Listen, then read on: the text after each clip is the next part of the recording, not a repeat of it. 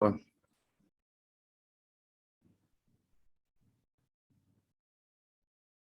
Bismillah, alhamdulillah, wassalatu wassalam ala rasulillah wa ala alihi wa ashabihi wa man ittaba hudah wa ma tawfiqi illa billah alayhi tawakkaltu wa ilayhi unib amma ba'd. Donc, euh, j'aime beaucoup ce compte. Hein. Non. Donc, je suis en direct sur YouTube, je suis en direct sur Instagram, ça fait longtemps Instagram. Donc, j'espère que vous m'entendez bien, que le micro est bien. Euh, Parce que c'est un nouveau téléphone là. Ah, c'est quoi ce truc? Il y a des trucs nouveaux là. Bref, alors, j'ai 30 minutes devant moi. Parce que je suis invité, alhamdoulilah, à aller manger chez les frères sri-lankais. Donc, je vais faire court. Donc, alhamdoulilah, j'ai juste pour garder le lien et avec les frères qui, alhamdoulilah, on partage, même si c'est virtuellement. Aujourd'hui, Inch'Allah Ta'ala, on va parler de Zakat el-Fitr. Il y a des choses comme ça que c'est un devoir pour moi de partager. Zakat el-Fitr, 10e saison, hein, parce que c'est toujours la même chose chaque année. On parle toujours du même sujet, donc on va essayer d'évoluer un peu et essayer de clore le sujet. En gros, et ce que je vous dis là, c'est mon cher qui le dit. Cette phrase que je vais vous dire, c'est pas de moi, c'est-à-dire la zakat al-fitr en une phrase. Et cette phrase-là n'est pas de moi, mais elle est de mon cher. Tout simplement. Alors moi, j'ai du mal à le dire parce que mon cher, lui, il dit les choses franchement. Moi aussi, je dis les choses franchement, mais j'ai du mal à être. J'aime pas être trop agressif. J'aime pas être trop agressif et trop. Parce que les gens croient que je suis agressif. Bref. Mais en gros, il ne faut pas écouter les salafis. En une phrase, la zakat al-fitr, pour comprendre ce sujet, eh bien, il faut arrêter d'écouter les salafis. Et comme j'ai dit dans la vidéo qui parlait d'Ismaël Mounir, j'ai dit le fait de ne pas suivre une école, c'est la pire innovation qui menace la législation islamique.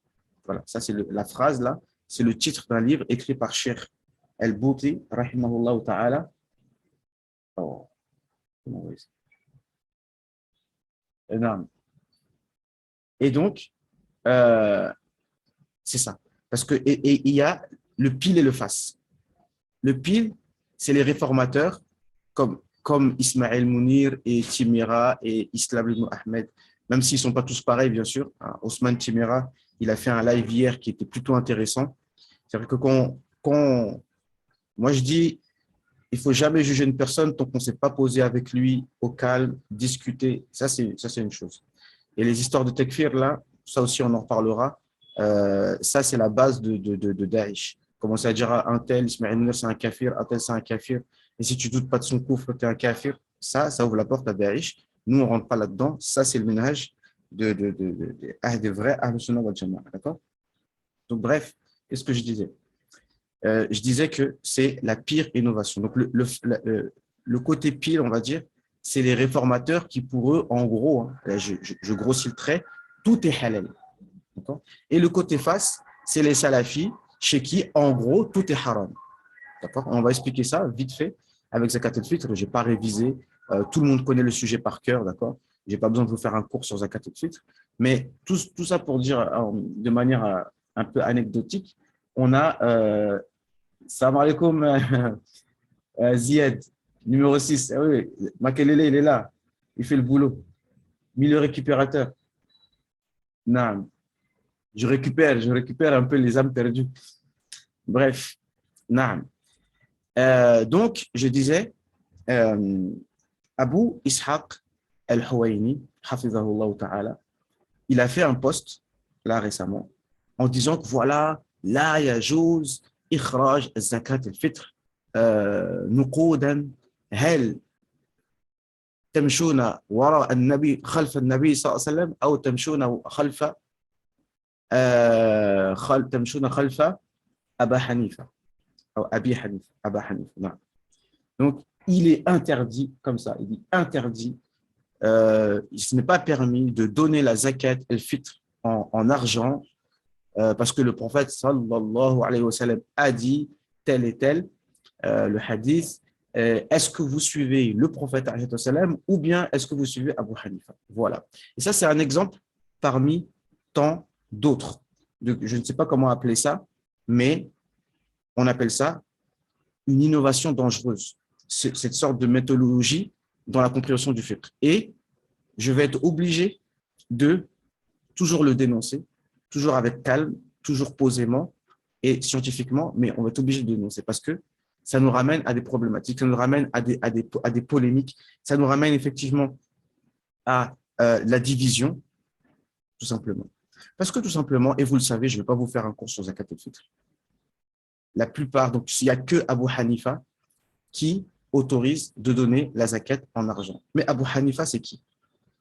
Abu Hanifa, c'est un imam mujtahid, non seulement mujtahid, et qui a la piété, parce que ce n'est pas que le ilm qu'ils ont, ces gens-là, c'est la piété, et ça, on va en parler en deuxième partie d'intervention, d'accord? Parce qu'aujourd'hui, je vais vous parler de ça, et puis je vais vous parler, on va parler un peu de un détail par rapport entre le rapport entre ce qu'on appelle la monnaie et ce qui est appelé nourriture, nourriture dans le hadith, on va parler de ça. Et en dernière partie, on va parler du vrai suivi du prophète alayhi salam et de la vraie connaissance du prophète alayhi salam. D'accord? La vraie connaissance du prophète alayhi salam, puisque les frères salafis à chaque fois prétendent qu'ils suivent le prophète alayhi salam, on va voir de quoi il s'agit. En gros, de savoir que la vraie piété et la vraie science d'une personne se juge effectivement au degré de connaissance que tu as du prophète, mais est-ce qu'on le connaît vraiment? C'est ça qu'on va voir après. Donc en gros, cet imam, mujtahid, et en plus, c'est un imam qui a une particularité, c'est qu'il était commerçant, donc il comprend très bien, en plus en pratique, les tenants et les aboutissants du sujet. Donc on ne peut pas se permettre de dire, en fait, d'imposer un avis, d'accord, d'imposer un avis, d'autant plus que c'est un avis qui fait partie des 4 écoles. Parce qu'on soit bien clair, et je le répète toujours, il est obligatoire de suivre une des 4 écoles, d'accord.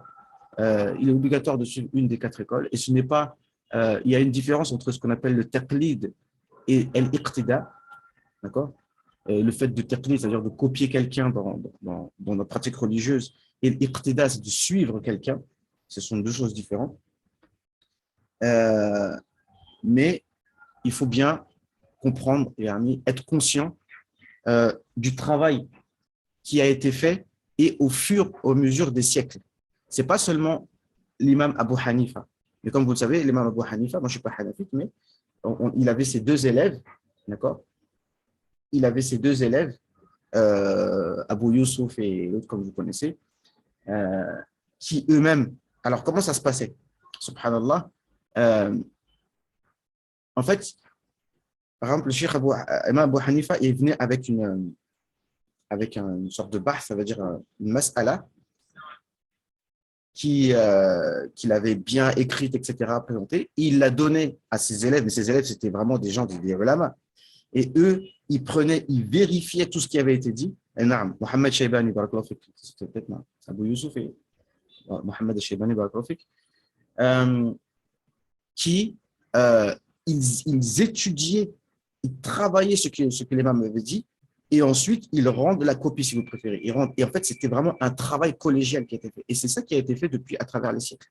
Donc, ce n'est pas, quand on suit l'imam Abu Hanifa, quand on est hanafite, en réalité, ce n'est pas que l'imam Abu Hanifa qu'on suit. On suit lui, et ensuite, on profite du travail qui a été fait donc, par ces deux illustres élèves qui sont Abu Yusuf et Mohamed Shaybani, et ainsi de suite jusqu'à nos jours. C'est-à-dire que c'est du travail qui est retravaillé, refiltré toujours et toujours et toujours. D'accord? Comme une eau de source qui coule comme ça, qui vient du haut d'une montagne et qui arrive comme ça, et comme on sait, tout ce qui est en mouvement est pur et purifiant. Donc, c'est ça, en fait. Donc, dire comme ça, comme un cancre, j'ai envie de dire. Il n'y a pas d'autres mots. Je dis les mots qui me viennent à l'esprit, mais c'est les mots que je pense. D'accord? que dire, oh, est-ce que tu suis le prophète ou est-ce que tu suis Abu Hanifa? Mais j'ai pas envie d'employer des mots désobligeants, mais c'est stupide de dire ça. C'est parfaitement stupide. D'accord? Et déjà, les frères salafis, rien que dans la définition du fiqh, la définition, le tarif, déjà, ils dévient. Ils dévient. Rien que dans la définition du mot fiqh, jurisprudence. Et pour le coup, la définition du mot jurisprudence a été très bien trouvée. Parce que vous savez bien que quand on dit c'est un cas de jurisprudence, ça veut dire on dit que c'est un cas qui n'a pas eu de précédent. C'est-à-dire que c'est une situation qui arrive où il n'y a pas eu d'antécédent. Donc, il n'y a pas de hadith, il n'y a pas de verset, il n'y a rien qui peut nous permettre de donner un jugement. Mais les gens qui sont des juges, qui ont des dizaines d'années d'expérience, qui connaissent les textes de loi par cœur, qui les ont bu, eux, maintenant, dans une situation nouvelle, ils sont à même de se dire, OK, on va faire ça. Et ça fait un cas de jurisprudence et ça devient, eh ben, c'est ça le fiqh. Par définition, le fiqh, la jurisprudence, ben, si vous préférez, ça va peut-être vous choquer, mais c'est quand il n'y a plus de hadith, quand il n'y a plus de versets du Coran, quand il n'y a pas de versets du Coran, ou quand il n'y a pas de hadith, c'est là que le fiqh rentre en jeu. C'est-à-dire que le Coran et les hadiths authentiques avec une compréhension claire, c'est le madhab de personne, c'est l'école de personne. Dans ce cas-là, on n'aurait pas besoin d'école. On n'a pas besoin d'école, on n'a pas besoin de ulama, chacun comprend de lui-même. Donc, les versets clairs, ce n'est pas du fiqh. D'accord? Au même titre que même quand dans la langue arabe, Jumla Mufida, on dit si tu dis l'eau, ça mouille, et le feu, ça brûle, et les oiseaux volent dans le ciel, ben, ce n'est pas une phrase, laisse Jumla Mufida, parce que tu nous as rien dit ce n'est pas une phrase, ça. L'eau, ça mouille, le feu, ça brûle. On le sait. Pourquoi tu as dit ça? Va aller te taire. D'accord? Si c'est pour dire des évidences, ça ne sert à rien. On n'a pas besoin d'un alim pour nous dire des évidences. Mais là où on a besoin d'un alim, c'est justement là où peut-être qu'il y a un verset, mais on ne sait pas comment le comprendre. Là, le alim il rentre en jeu. Quand il y a un hadith et on ne sait pas comment le comprendre, là, le alim il rentre en jeu. Et il y a trop de paramètres. Mais ceux qui n'ont pas goûté le goût de la science ne peuvent pas avoir conscience de tous ces paramètres qu'il y a avant de donner un hukm. C'est pour ça que moi, les fatwas, quand on me pose des questions, est-ce que tu peux… En vérité, sans fausse modestie, moi, je n'ai pas envie parce qu'il y a trop de paramètres linguistiques. Allez voir, ceux qui n'ont jamais étudié le nah ou la conjugaison, ils ne peuvent pas comprendre en fait ce que je dis. Rien que les mots, par exemple, là en ce moment on étudie avec Cheikh Yousri, Al-Itqan fi ulum al-Qur'an, on est à la fin du premier juz, rien qu'avec in, mukhaffafa, an, on est resté 3/4 d'heure, inna, anna, les différents sens, etc. Est-ce qu'elle est sharfiya, est-ce qu'elle est mu'akkida, etc., etc. Et tout ça, ça rentre en jeu dans la plupart des divergences dans la jurisprudence, elles sont liées à la langue arabe, comme je le dis tout le temps. D'accord? Trop de paramètres. Il faut connaître les usul fiqh, les fondements de tout ça. Ces frères-là, ils sont loin de tout ça. Je viens de publier sur ma page Facebook un cheikh chantéti mauritanien qui dit les gens qui ont le plus besoin d'apprendre. Ces frères-là, c'est la vérité, ils n'ont pas appris. C'est la vérité. Ni usul al-fiqh correctement. Ils dévient tout, en fait. Ils falsifient toutes les sciences. Usul al-fiqh, la langue arabe, la aqida, tout. Donc, moi, je suis obligé de dénoncer cela. D'accord? Donc, en gros, tout ça pour dire que c'est un madhab qui est tout à fait… On n'a pas le droit de dire la yajouz, etc. D'accord? Et en ce qui concerne les écoles, ce qu'il faut comprendre, c'est que quand on suit une école, c'est surtout pour l'apprentissage. La pratique, c'est encore autre chose. Ce que tu pratiques dans ta vie quotidienne, comment tu fais tes ablutions, comment tu fais ta prière, comment tu payes ta zakat, etc., ça, c'est encore un autre paramètre. Ça aussi, il faut le comprendre. Mais quand tu apprends, là, tu apprends. Parce qu'il faut faire une différence entre apprendre le fiqh pour devenir un faqih, quelqu'un qui maîtrise la jurisprudence, et apprendre le fiqh parce que toi, tu veux pratiquer. C'est deux choses différentes. Parce que dans la vie, quand on étudie la science, on apprend à séparer les choses. De quoi on parle. Donc, quand, si moi j'enseigne ou j'enseigne le fiqh, j'enseignerai le fiqh shafi'i, et je ne sors pas de là, parce que là, je suis là pour enseigner. Donc, il faut comprendre le madhab, comment il fonctionne, pour que tu comprennes le fonctionnement du madhab. Et comme je vous ai dit précédemment, celui qui maîtrise une école, avec toutes les étapes qu'il y a, il maîtrisera facilement les autres après. Ce n'est pas la peine de vouloir chercher à savoir ce que les autres disent. De toute façon, par la force des choses, tu vas savoir ce que les autres disent, par simple curiosité et par déduction. Si nous, on dit ça, en tant que Shafi'i, par exemple, ou Maliki, ben, tu sais que si vous vous dites ça, ben, les autres, ils disent quoi? Et ils disent ça, ok, bon, maintenant, tu sais ce qu'ils disent. Et quand toi, tu as compris le raisonnement de ton madhab, ben, tu comprendras le raisonnement des autres, ce sera le raisonnement opposé, tout simplement. D'accord? Et donc, pour apprendre, on doit suivre une école. C'est exactement comme les qira'at, qui est, on va dire, plus mon domaine que je maîtrise le plus. C'est exactement pareil. C'est-à-dire, quand on lit en hafs, eh bien, c'est un madhab. D'accord? Tu dis, Maliki Yawmiddin, c'est un madhab. Et Maliki Yawmiddin, c'est un autre madhab. D'accord? Sirat al-ladhina an'amta alayhim, c'est un madhab. Sirat al-ladhina an'amta alayhum, ou bien Sirat al-ladhina an'amta alayhum, c'est un autre madhab, etc., etc. Mais maintenant, encore une fois, les frères salafis, qu'est-ce qu'ils nous font? J'ai entendu une fois un frère, il récite. À la fin, je dis, mais qu'est-ce que tu as récité, Harry? Il y a du warsh dedans, il y a du hafs. J'ai dit, mais c'est quoi ça? C'est du hafs, c'est du warsh ou c'est du harsh? C'est quoi ça? J'ai pas compris. Après, le frère me dit, oui, mais en fait, il y a des. Je crois que c'est Cheikh Farkouch, il a dit, oui, on a le droit, en fait, de mélanger les qira'at entre elles tant que, effectivement, tant que linguistiquement, le sens, il tient. OK, OK, c'est permis. Mais quand on respecte une lecture, normalement, tu respectes la lecture, tu lis la lecture comme il faut. Tu lis la lecture, hafs, tu ne mélanges pas hafs avec autre chose. Même si, en tant que tel, tout ça, c'est du Coran. D'accord? Mais tu te dois, quand tu apprends, et quelqu'un qui apprend, tu vas lui dire, tu vas lui apprendre en même temps hafs, et puis tu vas lui apprendre souci, et tu vas lui apprendre Ibn Kathir, et tu vas lui apprendre tout. C'est pas possible. La personne ne pourra pas apprendre. Il a certaines hizb à apprendre, il ne pourra jamais se concentrer sur tout ça. D'abord, tu apprends Hafs. Et comme je dis, quand tu connais bien Hafs, tu connais par exemple Muqaddima Jazariya, Inch'Allah, qu'on va poursuivre. Quand tu maîtrises ton tajwid en Hafs, bi'idhnillah, ce sera facile de connaître les autres lectures. Donc, des fois, il y a des frères qui me demandent, oui, j'aimerais bien apprendre telle et telle lecture, mais apprends bien Hafs, après tout le reste, ce sera facile. D'accord? Donc, ça, c'était la petite remarque que je voulais faire. Voilà, ce n'est pas la peine d'en dire plus. Ensuite, il y a une vidéo que j'ai faite sur ma chaîne YouTube. Si vous tapez Zakat Fitr sur ma chaîne YouTube, vous allez trouver. Franchement, ça date de 2013. Ça fait plus de 10 ans, pour vous dire. Le problème de Zakat el Fitr, chaque année, ça revient. Et il y a 10 ans, même si je n'étais pas encore un YouTuber actif, c'était le début de ma chaîne YouTube, eh bien, j'ai fait une vidéo sur le Zakat el Fitr. Et ce que j'ai dit dedans, et ce que je maintiens jusqu'à aujourd'hui, c'est que les gens, justement par manque de compréhension, font la différence, ou bien ne font pas la différence, ou bien font la différence entre la nourriture et la monnaie. Ah, le prophète, il y avait de la monnaie à l'époque du prophète sallallahu alayhi wa sallam, donc avec leur déduction à chaque fois qui m'insupportent, c'est des gens qui ne veulent pas apprendre la science de la logique, mais ils sont toujours en train de faire de la logique à deux balles.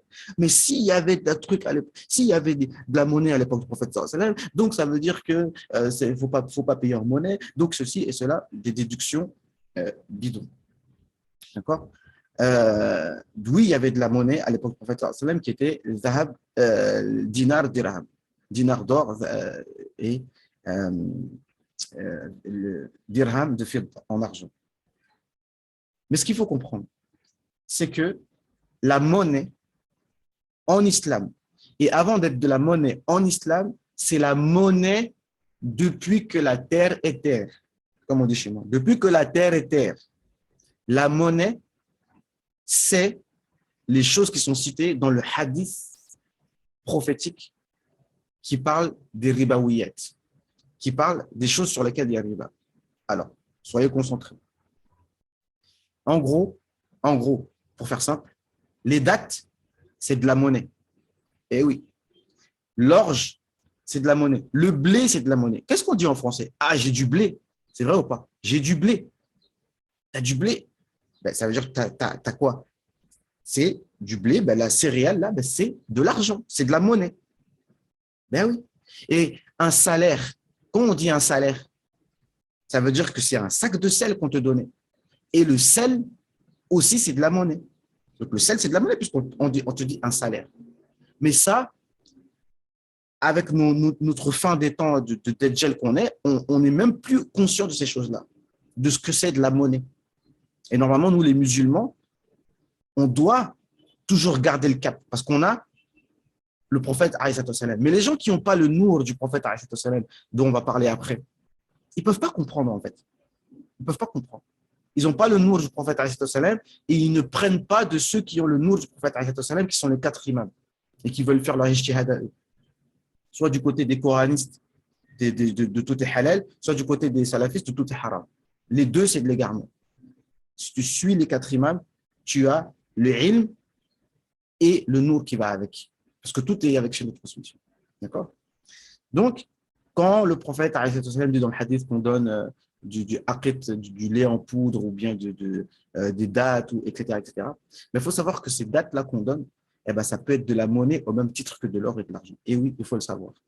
Pourquoi? Parce que celui qui a étudié le fiqh, et je sais que peu d'entre ceux qui m'écoutent ont étudié le chapitre du commerce dans l'islam. Le meilleur d'entre nous, il a étudié les ablutions, la prière, et ça s'arrête là. Mais rares sont les gens qui ont étudié le fiqh en entier. D'accord? Et quand on étudie ce chapitre, moi j'avais étudié en fait avec à l'IESH de Paris, dans le livre Bidayat al-Mujtahid avec le Ustaz Sadiq, qui est très très fort. On a lu ligne par ligne. Donc ça nous donne une idée globale. C'est vrai que ce n'est pas le top d'étudier avec les 4 madhab directement, mais bon, je pense que c'était… ils n'ont pas le choix de faire ça. Et puis c'est un niveau universitaire, donc si on n'a pas appris un madhab auparavant, ce n'est pas de leur faute à eux. Au niveau universitaire, tu es obligé d'avoir maîtrisé un madhab, après tu étudies les 4 écoles. Donc, ce n'est pas de leur faute à la base. Donc, comment dirais-je? Donc, on a étudié ça. Donc, on a étudié ce qu'on appelle les ribaouillettes. Les ribaouillettes, c'est les choses sur lesquelles il peut y avoir du riba, de l'usure. Et le hadith, il nous dit, en gros, dans le sens, الذهب بالذهب والفضة بالفضة والتمر بالتمر والشعير بالشعير والقمح بالقمح كل ذلك مثلا بمثل يدا بيد, dans le sens du hadith. Qu'il n'est pas permis d'échanger de l'or contre de l'or, ou de l'argent contre de l'argent, ou des dattes contre des dattes, ou du sel contre du sel, ou de l'or contre de l'or. Donc, il y a 6 choses en tout. Et ça, il y a plein de détails. Donc, dans les écoles, les différentes écoles ont différentes manières de comprendre ce hadith. Donc, il y en a qui te disent, bon, tu as un qui n'est pas dans les 4 écoles, qui est Ibn Hazm, qui te dit non, le riba, c'est que sur ces choses-là. Ça veut dire que sur des dattes, que sur du sel, que sur du sucre, et enfin de l'orge, etc. Or, ça, le Zahiri, il est littéraliste, et les salafis, ils aiment bien prendre les avis d'Ibn Hazm. Or, il ne fait pas partie des 4 imams, donc il n'est pas à prendre en considération. Alors que non, toutes les écoles, ils te disent que, en fait, ces 4 choses-là, eh bien, on fait des analogies. Donc, quand on dit les dates, ben, dans les dates, il y a toute la famille des fruits secs. C'est des choses qui peuvent rester sur un temps long. Donc, tout ce qui est fruits secs, donc abricots secs, raisins secs, eh ben, ça rentre dans la famille des dattes. Tout ce qui est sel, ben, c'est tout ce qui rentre dans la famille des tabaliettes. Sel, donc sucre, poivre, tous les condiments, en fait. Toutes ces choses-là, ben, c'est des choses qui, on n'a pas le droit d'échanger donc 1 kilo de sel contre 3 kilos de sel. Non, on n'a pas le droit. C'est du riba. Pourquoi? Parce que c'est de la monnaie, en fait. D'accord? Parce que le but de l'interdiction du riba, c'est pour ne pas que la monnaie, qui doit être une monnaie d'échange avec laquelle tu achètes des marchandises, devienne elle-même une marchandise. Et c'est de ça qu'on est depuis, on va dire, 200 ans, où ça a commencé, en fait, vraiment, dans les tout débuts. Il y a, on va dire, en l'an 1600, on va dire, il y a 400 ans, encore une fois, avec c'est des juifs usuriers, malheureusement, qui ont mis en place cela. C'est carrément satanique, d'accord? Et donc, pour transformer la monnaie en marchandises elles-mêmes. Donc, regardez sur Internet, tout est sur Internet, l'histoire de la monnaie, l'histoire des banques, etc. Vous comprendrez tout ça très clairement. Mais nous, les musulmans, normalement, on est les premiers à le savoir. D'accord? Et jusqu'aujourd'hui, la valeur même du dollar, qui est imposée à tout le monde, je ne peux pas tout détailler, il me reste 10 minutes là, elle est indexée jusqu'aujourd'hui sur le blé, il a un cours, le sel a un cours, les dates, etc. Toutes ces denrées, jusqu'aujourd'hui, les gens ils croient qu'on ne fait plus des échanges. Si, jusqu'aujourd'hui, les gens font des échanges. Les gens font des échanges. Il y en a qui ont du riz, ils échangent contre d'autres marchandises. Jusqu'aujourd'hui, à la bourse, à Wall Street. D'accord? Il ne faut pas croire que le troc, c'est quelque chose qui est dépassé. Non, jusqu'aujourd'hui, on le fait. Parce que la valeur des pays et la valeur de quelque chose, c'est ce que tu possèdes. Si tu as du riz, si tu as du pétrole, etc., etc. Or, les Occidentaux qui n'ont rien à part leur intelligence satanique, comme ils n'ont rien à part des patates et à part des raisins pour faire du vin, mais ils ont l'intelligence. Ils se disent, ah, mais comment on va faire, hein? Comment on va faire pour prendre le pétrole des gens, pour prendre toutes les denrées, d'accord? Et ben, ils ont fait le système du dollar qu'on connaît. Et comme le dollar, ça a failli être grillé, les gens ont compris et ils se sont réfugiés dans le pétrodollar. Donc, jusqu'aujourd'hui, ça marche. Et malheureusement, les Saoudiens se sont mis de mèche avec les Américains pour leur vendre leur pétrole. Et quand Saddam Hussein a juste voulu, quand l'euro est venu, donc il y avait une autre alternative, il a dit, ah, maintenant, ce ne sera plus le pétrodollar, ce sera le pétro-euro.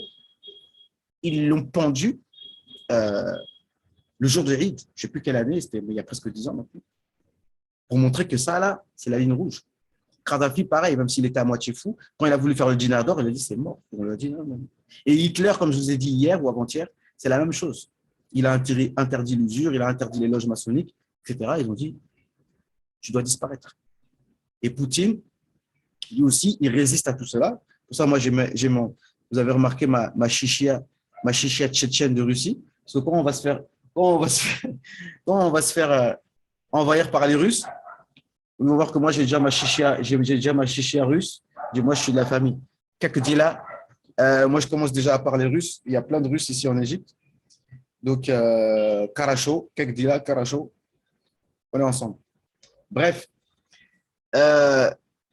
donc tout ça pour dire que, en gros, tout ça, tout ce que je vous ai dit, pour faire simple, si vous voulez comprendre la zakat fitr, n'écoutez pas les salafis. Et tout ira bien. D'accord? Maintenant, les gens ils te disent oui, est-ce que tu suis le prophète ou est-ce que tu suis Abu Hanifa? Comme s'il y avait une opposition entre Abu Hanifa et le prophète sallallahu alayhi wa sallam. Et sans compter que ces gens-là, Abu Ishaq, Mustafa al-Adawi, et tous ces gens-là, je cite leur nom, mais c'est eux-mêmes qui assument leurs propos. Voyez comment ils parlent de Abu Hanifa et certains d'entre eux ne se cachent pas. Moi, j'ai un prof chez qui m'a donné certaines ijazas. Un salafi, mais il est très dur. Très dur. Et les Égyptiens, des fois, souvent, les Arabes, ils sont trop durs. Il te dit quoi carrément, il dit c'est un café, Abu Hanifa. Ben oui. Eh oui. Et certains ne se cachent pas. Certains vont dire non, on n'a pas dit ça et tout. Mais bref, faites vos recherches, vous verrez par vous-même. Donc, pour terminer, on va parler maintenant. Là, je vous transmets une chose que je viens d'entendre de mon cheikh Yousri, de mes propres oreilles. C'est que le cheikh Yousri, il dit en fait, il dit c'est un weird, c'est un devoir pour moi. Je ne peux pas faire une assise sans faire un croche-pied au salafi et les réfuter. Mais blague à part, si je vous dis, alors il l'a dit et je vous le dis, c'est que c'est le prophète, alayhi salam, si vous préférez, qui lui a donné cette mission-là, en rêve directement, qu'il faut parce que c'est une grave innovation qu'il faut. Et cette grave innovation, elle consiste, alors je vous transmets ce qu'il a dit, c'est de penser que le prophète, sallallahu alayhi wa sallam, c'est une personne normale. Donc là, je passe sur un autre sujet. C'est une personne normale. Ouais, c'est le prophète, ça va pas. Non, non. Il faut connaître la valeur du prophète. Bien sûr, c'est un être humain, c'est un abd, mais on ne connaît pas la valeur du prophète. C'est léger. Ici, il y a un livre là, et je termine, il me reste 10 minutes. C'est un livre en fait là que vous ne pourrez pas trouver facilement, qui vient d'être sorti. C'est un livre donc écrit, si on peut dire, par le Cheikh Yousri.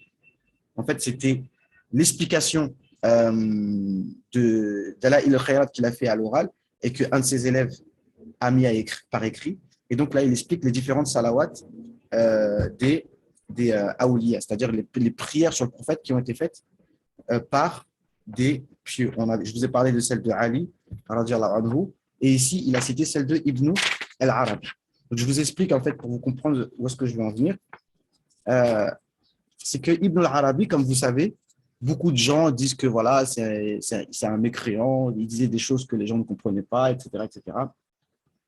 Mais le tahqiq, c'est que tout ce qu'il dit, qui paraît bizarre, eh bien, il faut l'interpréter de la bonne manière. C'est ça. Parce que ceux qui ont jugé Ibn Arabi en disant qu'il a mécru, etc., en fait, ils se sont empressés. En gros, hein, je vous dis le résumé.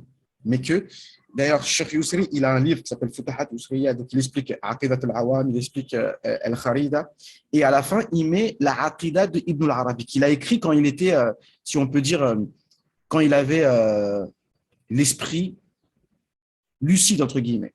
D'accord? Il a dit, voilà ma Aqidah. Si jamais dans un livre que vous lisez de Futuhat Makkiya, etc., vous trouvez des choses qui ont l'air de contredire ce que j'ai écrit dans cette Aqidah, sachez que ce n'est pas ça que je voulais dire. Ce que je voulais dire, c'est ce qu'il y a dans ma Aqidah.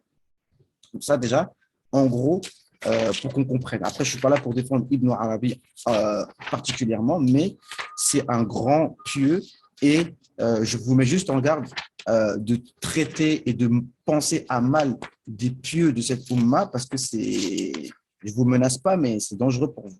D'accord? Donc ici, je vais vous lire juste la salat de Ibn Arabi qui a l'air bizarre. Qui a l'air bizarre. Quand tu l'écoutes comme ça, tu te dis, mais c'est quoi ça? C'est vraiment un égaré celui-là. Qu'est-ce qu'il raconte? Mais pourquoi il parle comme ça, en gros? Parce qu'ils font exprès d'utiliser des mots difficiles quand ils prient sur le prophète pour comprendre que pour connaître la vraie valeur du prophète, c'est difficile, c'est pas facile. C'est pas comme ça que tu vas connaître le prophète.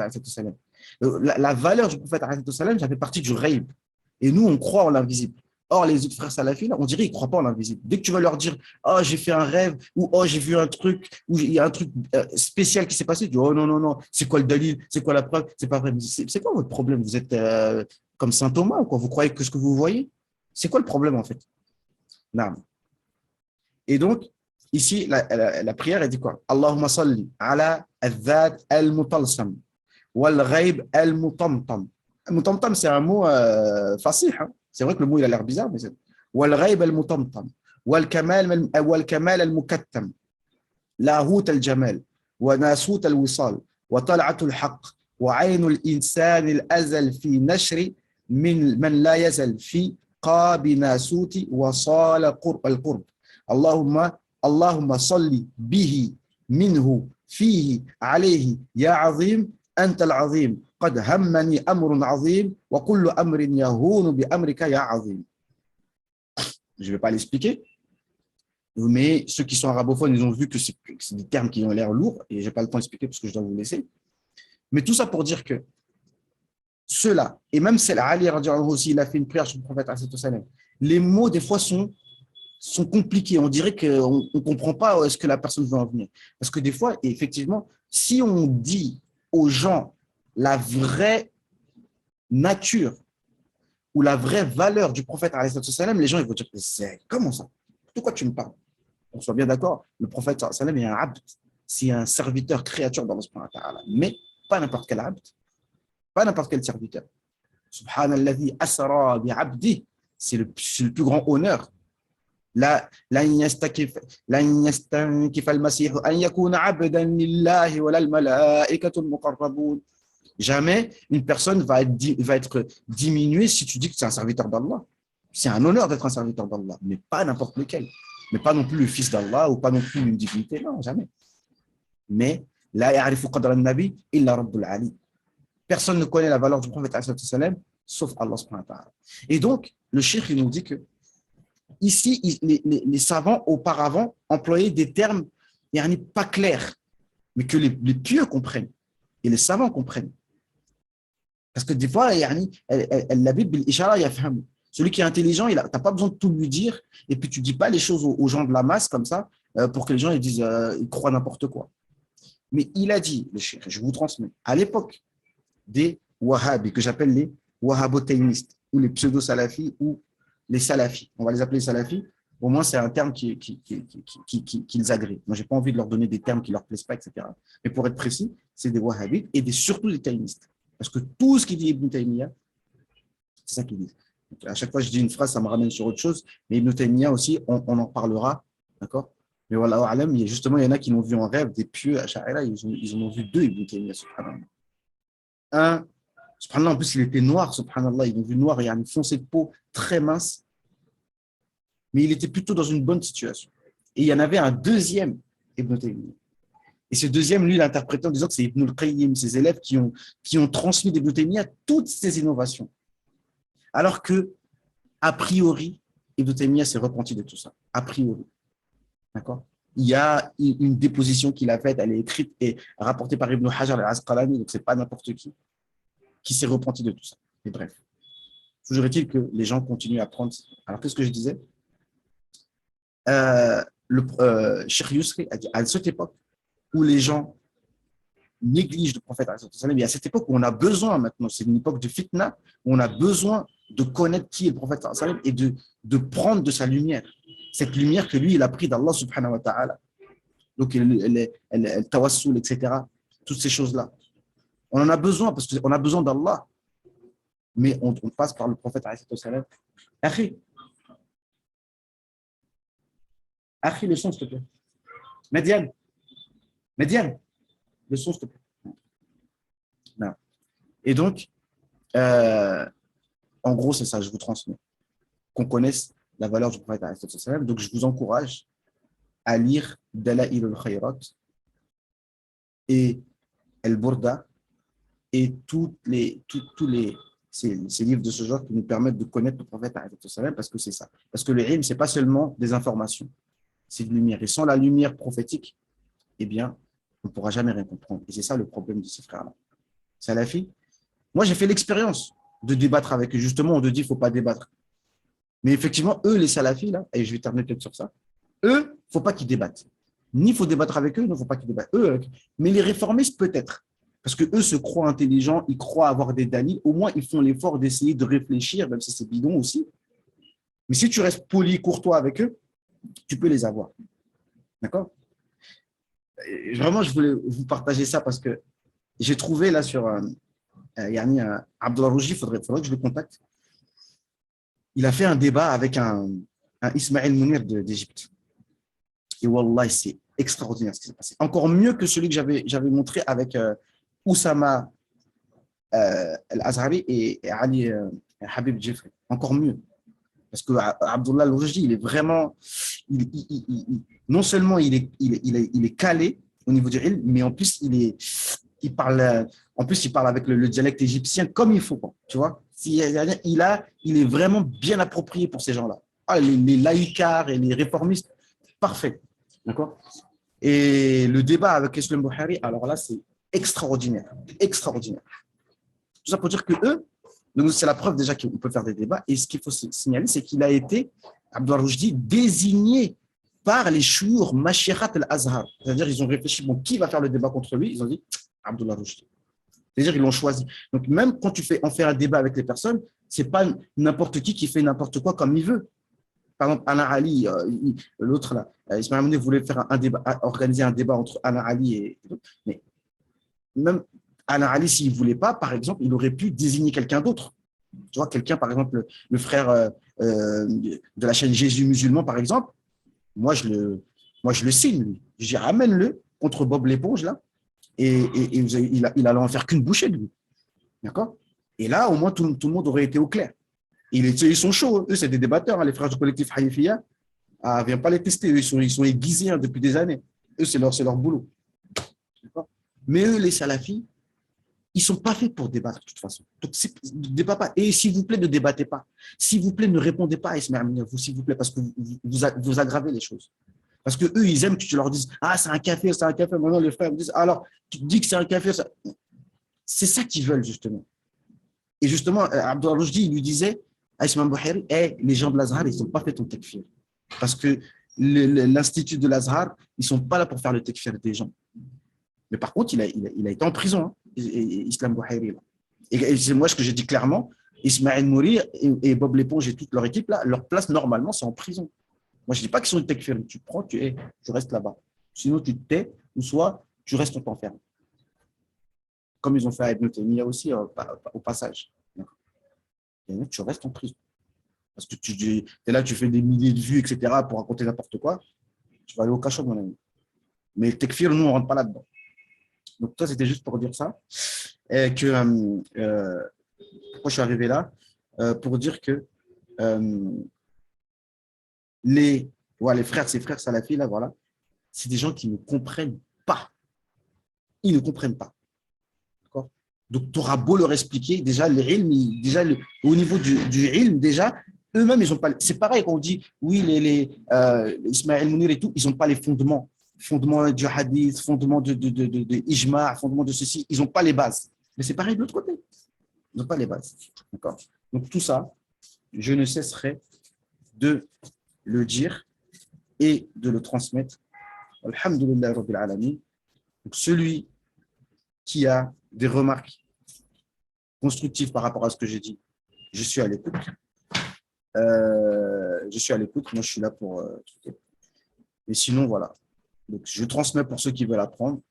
Et voilà. Donc, je dois vous laisser. L'iftar chez nous, c'est à 18h combien? 18h40? Ouais, presque 30. 30, non. Donc, je vous laisse, Inch'Allah. Et bon, je vous dis à la prochaine, Inch'Allah. Et Inch'Allah, on va essayer de reprendre le programme qu'on avait. Donc, peut-être demain matin, normalement. Demain matin, normalement, sur ma chaîne YouTube, eh bien, on va justement, là, je vais pas parler, je vais réciter un peu, je vais réciter, Inch'Allah, la sourate La Caverne, la version d'Ouri, et on va réciter, comment ça s'appelle, comment on appelle ça, une qasida de Dirdir, hein, et on va en parler de Dirdir, qui c'est, et on va lire aussi une qasida de Boussairi, Moudariya, qui parle justement de l'éloge du prophète salam, et aussi l'invocation de Ibn Ata'illah Skandari qu'on a expliqué par la grâce d'Allah. Donc on va lire tout ça et puis peut-être répondre à quelques questions pour ceux qui ont. Voilà. Le vendredi matin, j'ai envie de faire une petite assise comme ça spirituelle.